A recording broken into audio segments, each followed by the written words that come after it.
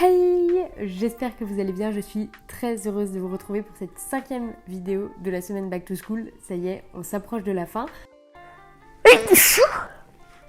Et aujourd'hui, je vais vous présenter mon mois de septembre dans mon bullet journal. Ça fait un bon moment, depuis janvier en fait, que je vous ai pas montré mon bullet journal, donc je me suis dit que c'était l'occasion.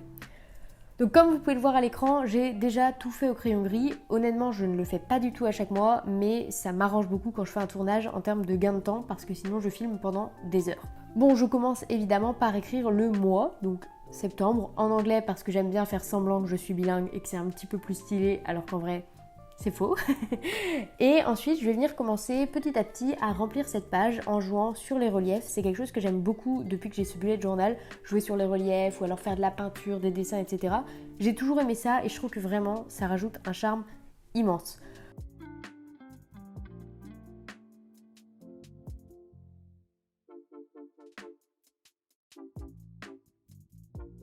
Ensuite, je vais venir faire ce petit dessin qui est un dessin que j'ai vu sur Pinterest et que j'ai trouvé franchement adorable et super joli. C'est le dessin Home, donc qui représente un petit peu toutes mes maisons de mon corps, mon esprit, la terre, mais aussi mes amis et ma famille. C'est trop mimi, un peu galère à dessiner, mais franchement, je m'en suis plutôt bien sortie.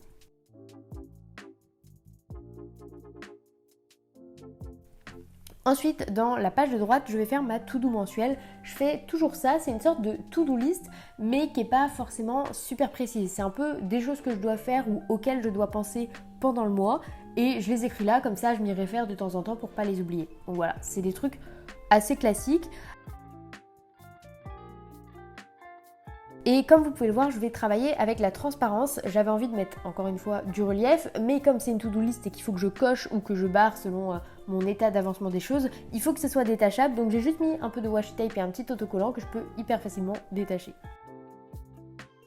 Ensuite, sur la page de gauche, je vais un peu mettre les éléments marquants de mon mois à venir, donc que ce soit l'intégration, mais aussi le nombre de vidéos YouTube que je veux faire, de livres que je veux lire, etc.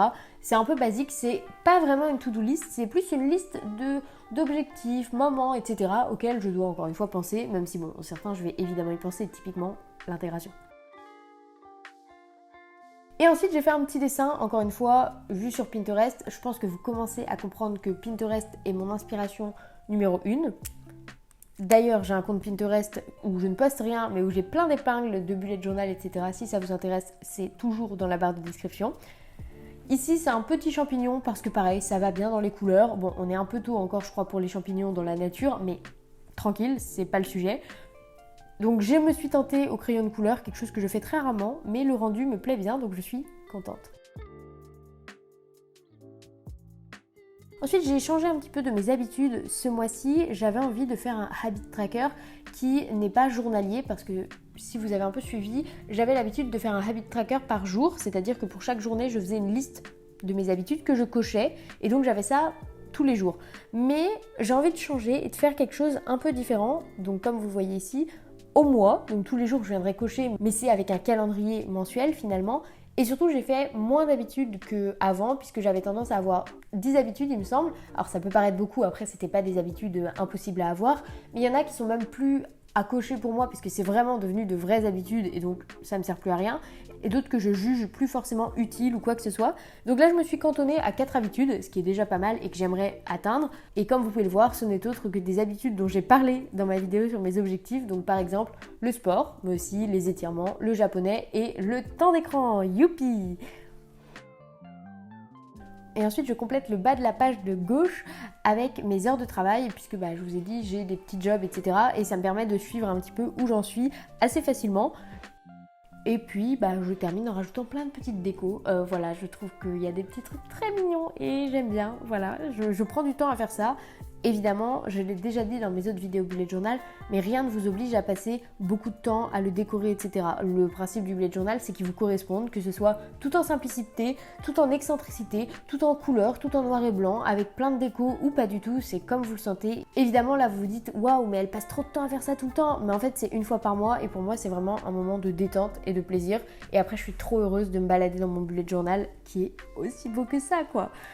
Voilà. On va donc pouvoir passer à mon semainier parce que je fonctionne avec un système de semainier, c'est-à-dire que vraiment j'ai tous mes jours de la semaine sur une double page à chaque fois avec une colonne par jour, sauf le samedi et le dimanche qui se partagent une colonne. Et je note un emploi du temps, en tout cas des horaires de 8h à 21h, où je vais pouvoir mettre tout ce que je prévois dans la journée de manière très claire et comme ça, je peux organiser au mieux mon temps. Je fais ça parce qu'en fait, vous l'avez deviné, je pense, je suis encore en études et donc j'ai un emploi du temps qui varie beaucoup, des activités qui varient beaucoup et parfois si on fait pas ça, on peut vite se perdre entre tous les cours qui changent d'une semaine à l'autre, les associations, etc. Donc là, ça me permet de rester au clair et en bas de ces emplois du temps, je me garde toujours une petite zone dans laquelle je note mes to-do list du jour parce que bon, c'est évident, je vais le répéter, mais je fais tout le temps des to-do list. Je suis une fille à to-do list. Et ensuite, je vais fonctionner avec un code couleur. Donc ce code couleur, il fonctionne en 4 catégories.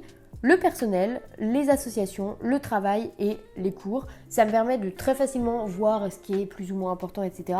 Après, il y a un autre code couleur que je note pas, mais c'est mes examens que j'encadre en rouge parce que malheureusement, j'ai des examens et ça me permet directement que ça me saute aux yeux pour éviter de les oublier, disons.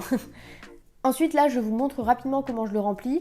Ce que je fais, c'est que tous les mois, juste avant le début du mois ou au début du mois, je le remplis entièrement. Donc évidemment, j'ai pas toutes les informations, celles-ci peuvent changer, etc.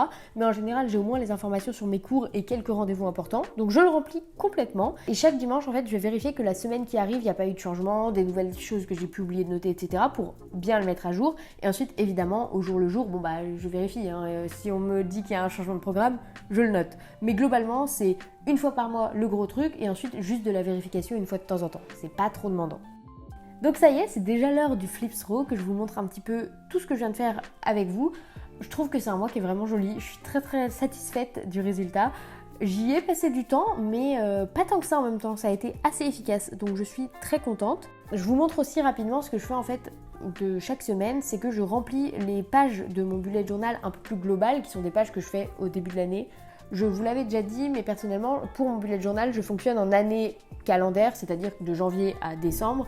Donc, je ne refais pas des nouvelles pages quand on arrive à la rentrée, des pages globales, que ce soit sur mes lectures, mes films, etc.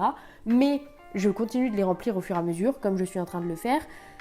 Et si vous, c'est votre moment d'entamer un bullet journal ou quoi que ce soit, je peux vous donner quelques idées de pages autres que celles que vous êtes actuellement en train de voir qui peuvent évidemment vous inspirer. Vous pouvez très bien faire une page avec une study playlist, donc une playlist pour étudier par exemple, c'est très sympa et c'est toujours cool d'avoir une playlist qui nous plaît pour étudier et réussir à se concentrer.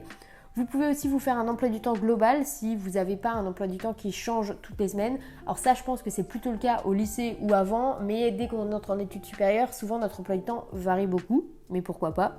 Vous pouvez aussi vous faire un mood board. Alors c'est quelque chose que je faisais jusqu'à il n'y a pas si longtemps, mais cette année j'ai décidé de ne pas en faire parce que je me suis rendu compte que je m'en inspirais pas tant que ça et que mon mood board se trouvait plutôt sur Pinterest et ça me suffit amplement. Ensuite, si vous aimez un petit peu traquer vos habitudes, vous pouvez faire un habit tracker un peu différent sur une page entière, par exemple, avec plus d'habitudes. Vous pouvez aussi traquer votre mood, vos émotions, votre sentiment de la journée, etc. Il y a des gens qui aiment faire ça. Personnellement, c'est pas quelque chose qui me satisfait et j'ai beaucoup de mal à juger comment je me suis sentie en une journée. Donc franchement, c'est pas quelque chose qui me convient, mais beaucoup de gens le font, donc pourquoi pas vous ? Vous pouvez faire un sleep tracker pour traquer vos nuits parce que parfois on ne dort pas assez et on aime savoir quelles peuvent être les raisons, etc. Et enfin, vous pouvez faire une page sur votre budget. Je le faisais pareil jusqu'à l'année dernière, mais cette année j'ai changé d'habitude parce que je traque mon budget sur l'ordinateur. C'est plus facile pour moi, je suis plus efficace et c'est aussi simple que ça. Je crois que tout est dit. Voilà, vous avez un peu suivi mon bullet journal. Vraiment, j'adore faire ces vidéos. Ça me demande beaucoup de temps, mais c'est tellement satisfaisant à regarder. C'est tellement inspirant pour moi quand je regarde d'autres vidéos que je me dis que si ça peut avoir le même effet, ça me fait trop plaisir. Alors j'espère que ça vous a plu. Je vous souhaite une très bonne soirée, très bonne journée, très bonne nuit, que sais-je. Et je vous dis à demain pour une nouvelle vidéo Back to School et un énorme merci.